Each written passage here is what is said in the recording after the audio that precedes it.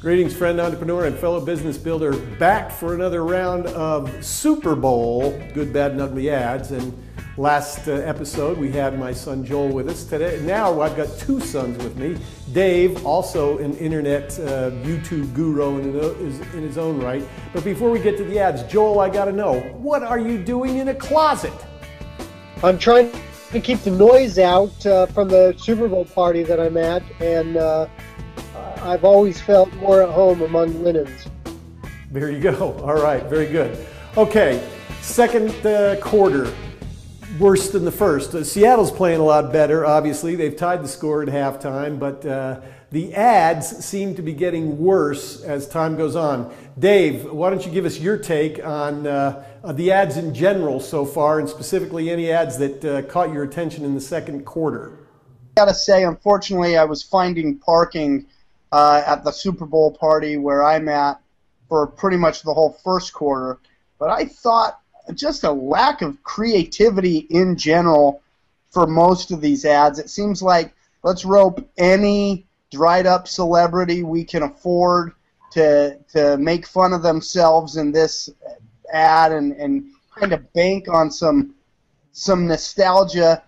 You know, it's not that they're not funny, it's that there are so many that follow one formula or another that nothing's really surprising me, and then none of the ads are really saying that much. The other thing I'm seeing that, you know, there's a lot of tugging on heartstrings, which, again, I like an appeal to emotions, but when you see it for McDonald's... Well, the one thing I liked about the McDonald's one was that it gave people a reason to go in the store over the next 13 days, and there's something to be said for that. People will go in and they'll respond to something. Maybe I get a chance at getting my free food if I'm willing to call my mother and tell her I love her. So there's a call to action there that I think worked for the McDonald's ads from a marketing perspective. I think a lot of the other ones that you mentioned didn't work. I did, believe it or not, I like the Kim Kardashian ad because for the purpose it was of backing up your data, I thought that made sense. The rest of them I thought were nothing special at all. The only thing you can say for some of these guys is that they use their regular commercials in the Super Bowl instead of trying to get into the contest of making a Super Bowl ad that's going to blow everybody away. Joel, your take. Yeah, I want to add a counterpoint to you liking the Kim Kardashian ad.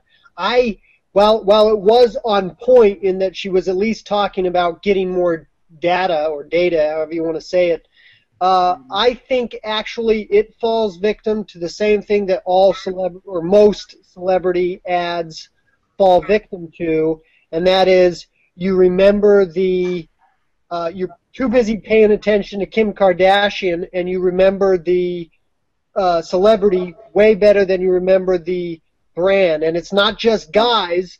The gal who's married to the friend of where I'm at said at the end of the commercial, what was that for, a credit card? Yeah, interesting. To me, it wasn't effective. It seems to me that the Super Bowl risks losing the ad appeal. If these ads are so boring and so ordinary now, and nothing can surprise us with all the digital effects and everything else, will people stop saying, hey, I watched the Super Bowl as much for the ads as the game, and will they therefore lose some audience? I personally think that that's already gone, and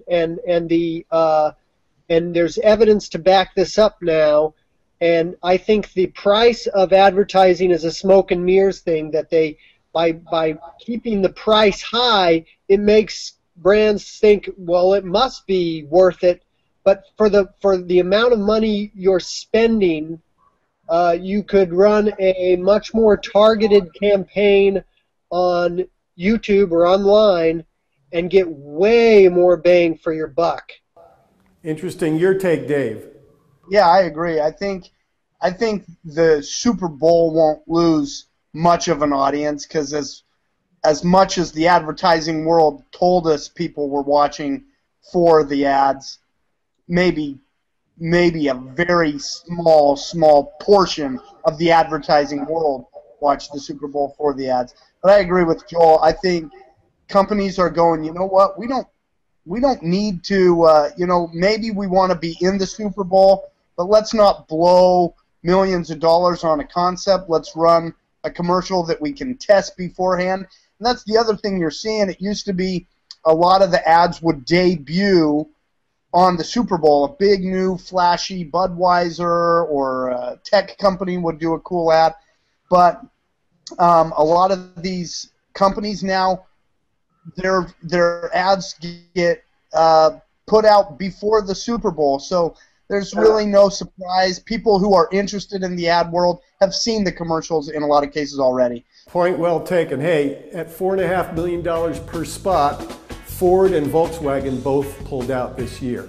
Something to think about. Thanks for your input, guys. We'll see you later in the game, and we'll see you later in the game after you have commented on our comments about the Super Bowl ads so far.